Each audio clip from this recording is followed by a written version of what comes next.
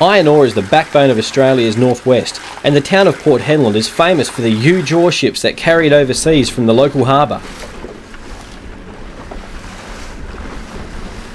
Our friend Kevin Jones is the local long arm of the law, and on this, the coldest day the locals could remember for some time, he was taking us to the famous channel markers that guide the ships into port from all over the world. Now, with these sort of pylon structures, Kev, do we get many sharks? Because I've found everywhere I've been up north at the moment, everything seems to have teeth. Yeah, you get some good sharks here. You get quite a few black tip reef sharks, and the odd bronze whaler. Yep. Even in the creeks here, you'll find the black tips are very prolific. Once you do start getting onto some fish, you'll definitely get some of them coming around. And will they take a jig, like what we're doing now, or mainly muleys or something like that? Mainly muleys or liveys, but I mean, when they're feeding, they'll take anything. Okay. But they are very well fed up there. Oh, They've got quite a bit to choose from. That's good. Don't worry if you fall in. I'm not swimming. Oh, that's unbelievable! It's like an aquarium down there. I've never seen anything like that. Ian, have a look at this.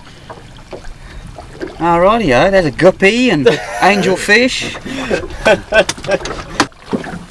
With so many fish on the sounder, there was no waiting to get stuck into the fishing, and during the tide change you won't even get your lure to the bottom.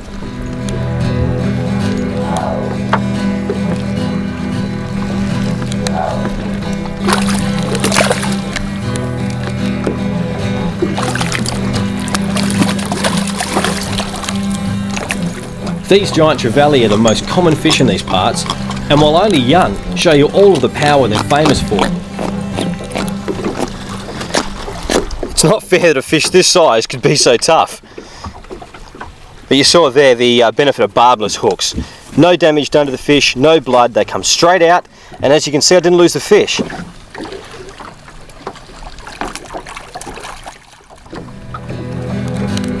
There was hardly a moment that both of us weren't hooked up on some sort of trevally, and you needed a biology book to work out what you'd caught half the time.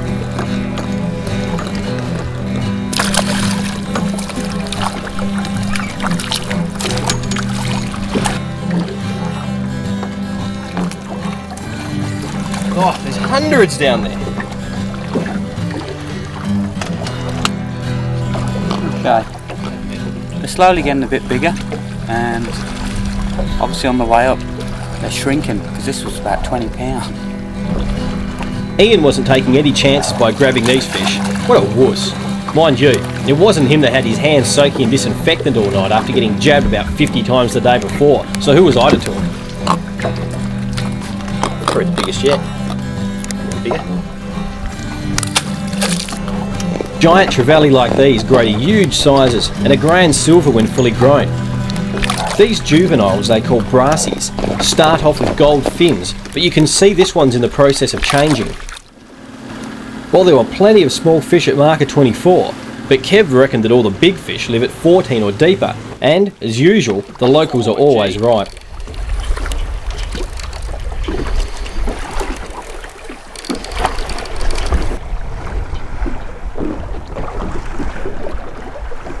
See colour yet, Steve? Colour? Only green, mate. Only water.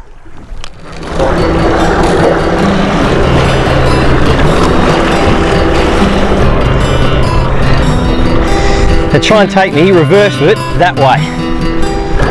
We've pulled the anchor to get off of the pylon because he was starting to decide that it was his only chance of escape. So we've made the decision to pull the anchor up and head out into the channel where there's only sand. So now the only thing that's going to bust him off is my impatience, which could be an option. It's a big fish. At least they're in some nice water now. Now Ian's a good skipper. He's watching my line in the water and the direction the fish is travelling, and setting the boat up so I can get as much angle on the fish as possible.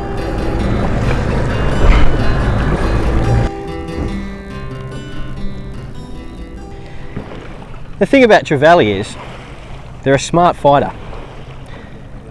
They don't use a huge surge and use all their energy up in the first run. They'll just go in short bursts to let you know they're around. and then it's time to hang on and try and outthink them. Not thinking too good at the moment, but I think we're getting there.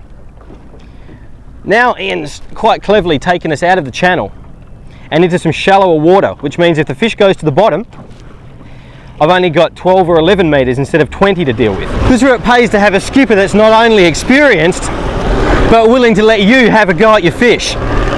If you're out with your mates and one of them hooks into a great fish, do the right thing by them. Don't just say, oh well, it's your problem, mate. Be prepared to get behind the wheel and help them out, because it's not just your fish, it's everybody's fish. And it makes everybody feel great when there's a great fish on board. Well, us anglers are a superstitious lot, and we all know you should never pick up the net until you see the fish. Little did I know that Kev was sneaking up on me with a voodoo curse in hand. Oh no! The hook's pulled. Look at that. He's just mocking me with that thing. No. You got some? I think so. Not sure. What on earth is that? Oh, here we go. Weird fish alert again. If they're down there, mate, you'll catch them. What's that? I have no idea this time. You've got me. And it's got teeth. You've got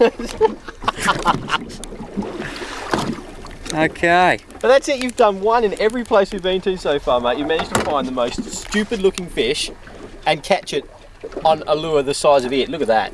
What a greedy little bugger.